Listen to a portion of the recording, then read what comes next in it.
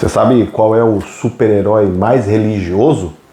É o Superman, porque ele é o Clark crente. Eu não acredito no que eu ouvi. Não acredito no que eu ouvi, não pode ser verdade isso que eu escutei agora. Fala pessoal, tudo bem? Eu sou o professor Luciano Kenji e você está no Cinegel. Você gosta de filme de super-herói?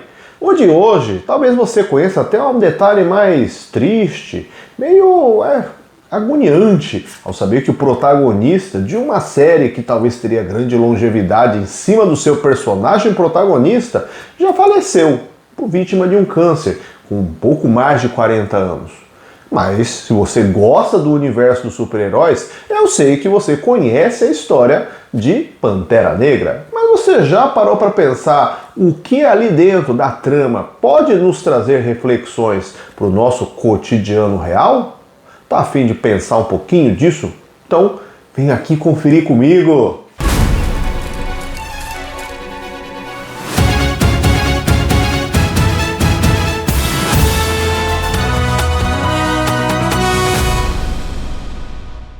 Pantera Negra, Black Panther, filme de 2018, dirigido por Ryan Coogler e protagonizado por Chadwick Boseman. O filme se passa no universo Marvel de super-heróis, quando milhares de anos atrás, um meteorito caiu na Terra contendo Vibranium, um metal extremamente resistente, que é a matéria-prima para a produção do escudo do Capitão América, por exemplo.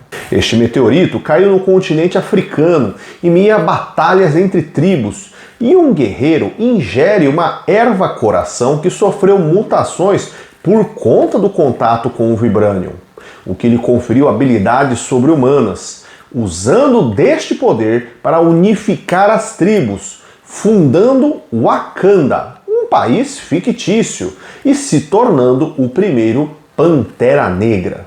Nos anos 1990, Wakanda é um país que, aos olhos da comunidade internacional, é mais um país africano que sofre com as mazelas sociais. Mas os wakandianos escondem, na verdade, um altíssimo padrão tecnológico desenvolvido por eles, através de renda obtida com a venda de Vibranium. Eles utilizam esquemas holográficos super tecnológicos para esconder toda a sua face real de alta tecnologia desenvolvida e ofertada à população. E acompanhamos em tempos atuais o príncipe T'Challa, em seu processo de coroação após a morte de seu pai, que descobriu uma trama de venda ilegal de Vibranium por parte de um homem do governo, vendendo para um traficante de armas.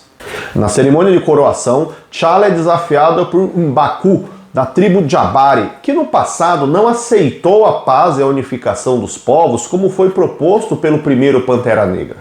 T'Challa vence e pede ao adversário para se render, assumindo então o cargo de monarca de Wakanda e também o de Pantera Negra, o guerreiro líder de seu povo. Mas sem tempo para curtir tranquilamente seus primeiros dias de liderança, o Pantera Negra inicia investigação sobre o roubo de um artefato wakandiano de um museu, sendo que o autor é justamente o traficante de armas que seu pai descobriu envolvido no tráfico de Vibranium. Se inicia então uma aventura cheia de ação que sairá na África, em um filme que chama a atenção não só dos fãs de filmes de super-heróis, mas também dos cinéfilos mais ligados ao chamado cinema menos comercial, pois Pantera Negra une a ação de um filme de herói Marvel com a preocupação estética de figurinos e cenários que remetem e enaltecem a cultura africana, com destaque a vários toques que transitam entre cultura do povo Maasai. O Vibranium não é um metal real, sendo fictício assim como o Wakanda no universo Marvel. Mas você sabia que há metais que têm função estratégica para o mercado e são chamados de metais de terras raras e que também envolvem imbróglio diplomático e político, inclusive com o Brasil no meio? Os metais de terras raras compõem um grupo com um total de 17 elementos, estes identificados na tabela periódica aqui da imagem, e que talvez você tenha sempre ignorado nas aulas de química por não serem o foco daqueles exercícios mais tradicionais. Mas creio que a grande pergunta que vem à sua cabeça é por que o itébio, lantânio ou praseodímio são elementos tão importantes e estratégicos no contexto atual. porque eles são a matéria-prima para a produção de uma série de componentes tecnológicos associados a setores de altíssimo padrão de modernidade, sendo a base para a produção de LEDs e materiais luminescentes, catalisadores de carros híbridos, componentes de televisores e computadores, ímãs de grande durabilidade e equipamentos militares utilizados com tecnologia laser. Com tanto uso, estes metais têm valor alto de mercado, mas têm um curioso nome que gera uma interpretação errônea.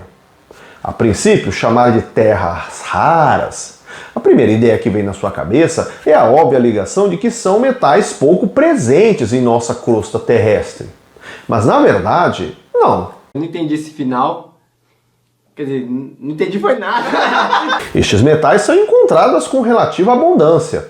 Porém, para entender o nome, vamos entender que o minério é o nome dado para uma rocha que contém os recursos minerais em sua forma pura.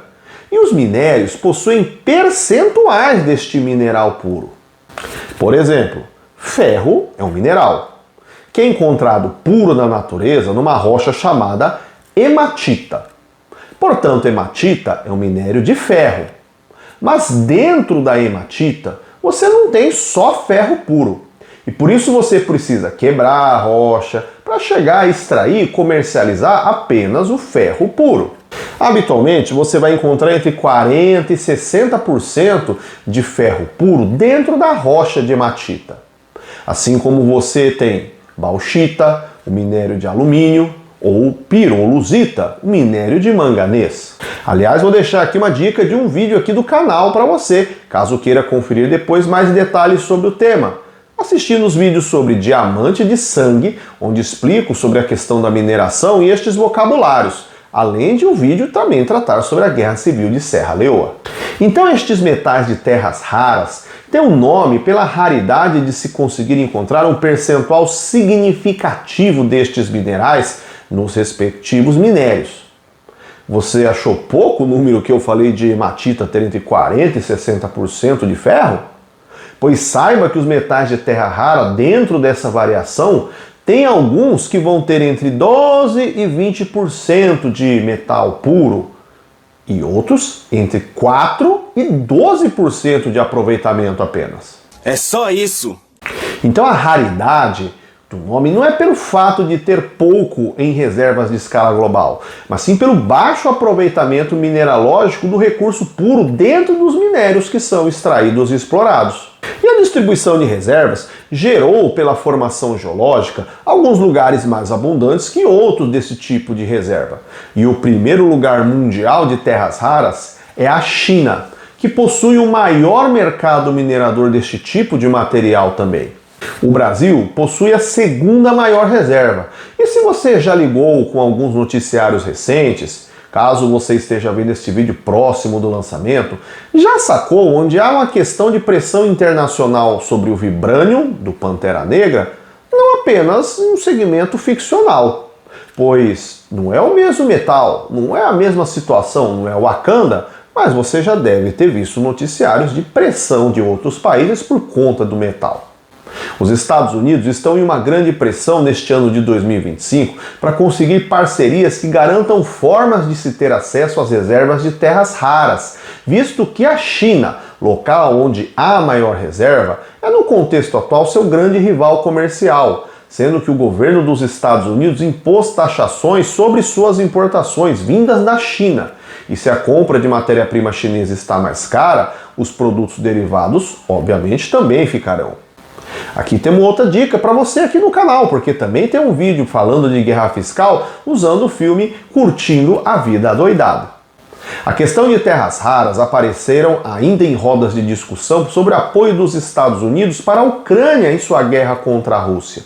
E para aceitar a negociação, o fim de sobretaxações sobre o Brasil na relação comercial, além das declarações de Donald Trump sobre uma possível ofensiva sobre a Groenlândia, que é o território dinamarquês atualmente, mas este também é detentor de reservas de terra rara.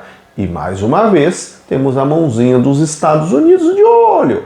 eu tenho um vídeo aqui no canal também que você pode buscar, se entender um pouquinho mais sobre a questão da Groenlândia, assistindo o vídeo sobre o filme Contra o Gelo. Os metais de terras raras são considerados parte de uma posição estratégica dentro do mercado minerador atual. Se por um lado em algum momento já foi ouro, já foi prata, pedras preciosas, em outro momento ferro, petróleo, reservas energéticas, hoje os metais de terras raras são vistos como elementos estratégicos em meio a essa relação comercial tumultuada que nós vivenciamos no contexto atual. E aí, se você me assiste aí no futuro, deixa seu comentário aqui para a gente saber se a coisa melhorou, se o clima deu uma apaziguada. E aí, você já assistiu Pantera Negra? Você já tinha parado para associar essa questão do vibranium com as tais terras raras? Pressão política internacional sobre os países que têm reserva? Deixa seu comentário aqui embaixo. Já se inscreveu no canal? Deixa o joinha se você gostou do vídeo, compartilhe com seus amigos e a gente se vê no próximo vídeo. Até mais, tchau, tchau!